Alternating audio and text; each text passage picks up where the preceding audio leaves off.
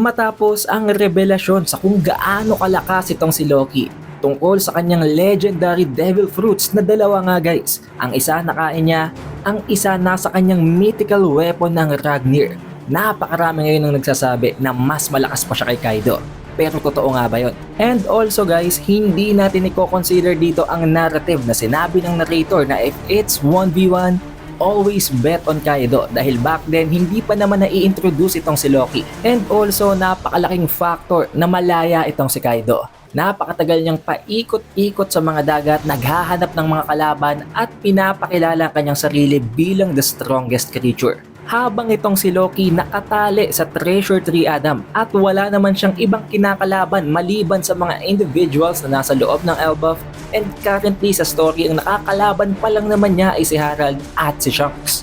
Which could be a possible reason kung bakit hindi ganun karaming nakakakilala sa kanya at hindi siya naiikumpara dito kay Kaido. Pero dito natin masasagot ang tanong na yan. Unang-una, simulan natin ito sa kanilang Devil Fruit.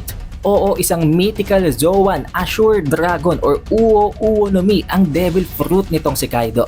Na eventually sa laban nila nitong si Luffy, na-awaken niya pa nga ito at na-unlock niya ang Flaming Bagwa. Napakalakas, napaka-OP din talaga na devil fruit.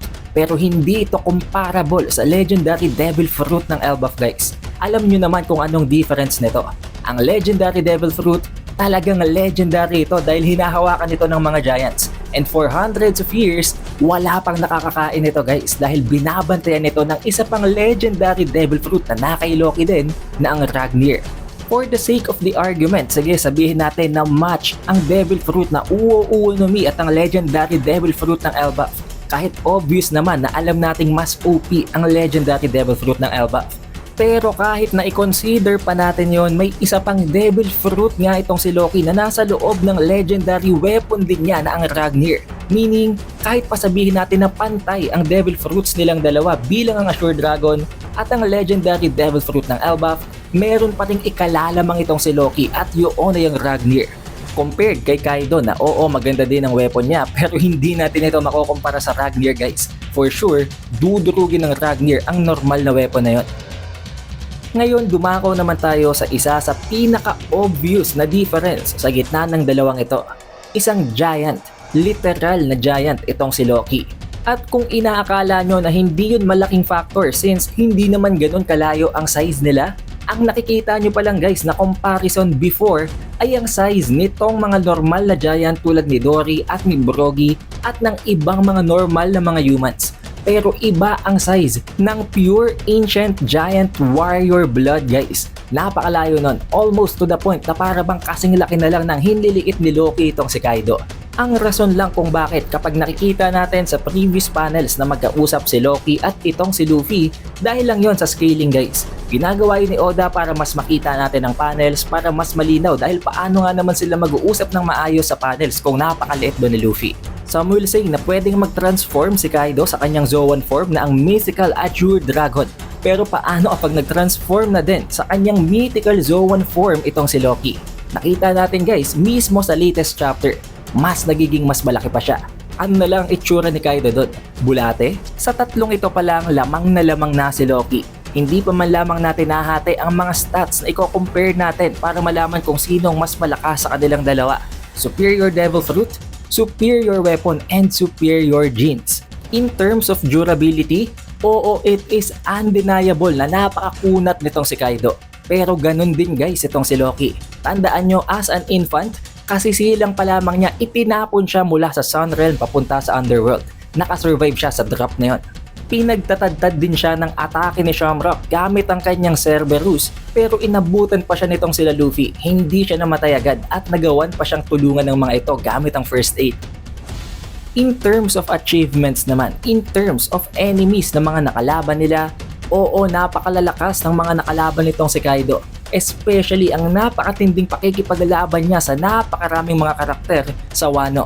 However, hindi yun comparable dito kay Loki. Ang katapat ni Loki guys sa latest chapter ay isang nilalang na on par kay Rox. At matapos nga siyang mabuff, after niyang mabigyan ng Abyssal Mark Seal, mas naging mas malakas pa ito at meron pa itong immortality. hindi natin may kukumpara si King Harald sa mga nakalaban ni Kaido before.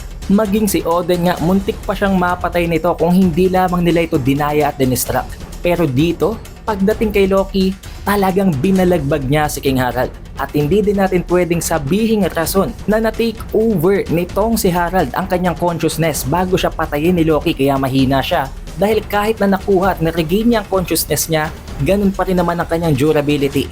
May regenerative capabilities pa rin siya, immortal pa rin siya at isa pa rin siyang Holy Knight. Pero nakita natin doon mismo na winantap siya ni Loki gamit ang napaka-OP na atake na binabalot ng Conqueror's Haki at ng Lightning. In terms of Haki, hindi natin may ko-compare ang dalawang ito dahil never pa namang nakakatapat si Kaido ng isang Holy Knight. Pero itong si Loki, napatunayan niya na yon. Also, napakalakas din talaga ng observation haki nitong si Loki. Dahil nakita natin guys sa previous chapter bago mangyaring flashback na pinpoint ni Loki ang lugar kung saan bumagsak si Gaban at si Chopper from afar. Napakalayo nila doon guys, pero alam na alam ni Loki kung saan bumagsak ang dalawang yon. As if para bang nasa scan niya ang isang area at alam niya kung sino ang mga individuals na nasa loob nun. Pagdating naman guys sa cursed eyes nitong si Loki, even up to now hindi natin alam kung ano ang abilities nito. Hindi ibibigay ang cursed eyes dito kay Loki kung wala itong kahulugan, kung wala itong function, kung hindi niya ito mapapakinabangan dahil para saan yun? Design lang? Para kamuhian siya ng ibang mga giants? I think not. May gagampanan ng cursed eyes nitong si Loki and for sure, meron itong meaning, meron itong significance sa kwento. Now given all of these informations, given this comparison, sino sa dalawang ito sa tingin nyo ang mas malakas? Tama ba na i-consider pa rin natin si Kaido ang strongest creature o ngayon na pinakita na sa atin ni Oda ang glimpse ng kung gaano kalakas itong si Loki, malilipat na ba sa kanyang titulong yon? Also guys, hindi pa nga natin dito nakikitang i-perform at gamitin itong si Loki ang kanyang Zoan form at its full potential. One thing is for sure, matapos nating makitang makain ni Loki ang kanyang Devil Fruit na yon, it only means na hindi niya pa na-master na gamitin ang Legendary Devil Fruit at ang Ragnir. Paano pa kaya ngayon na napakaraming taon na ang lumipas? For sure na master niya ito and for sure mas malakas siya kumpara sa laban niyang yon kay Harald. At siya nga pala guys, napakarami ng kumakalat ng mga theories ngayon tungkol sa kung ano talagang Devil Fruit nitong si Loki. However, may video na tayo dyan before so hindi ko na dadaanan para hindi tayo redundant. Meron tayong hula dyan na possibly ito yung Fenrir o ang Nidhogg or Nidor. Maalin sa dalawang yon ang hula natin. But what do you guys think?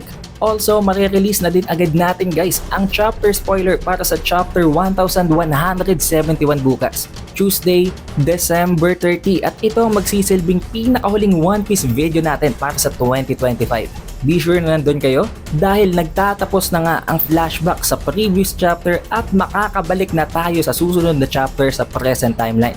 Para ma-notify kayo pag release natin ang susunod na video na yon, siguraduhin nyo lang na naka-like, naka-subscribe at na rin nyo ng bell button.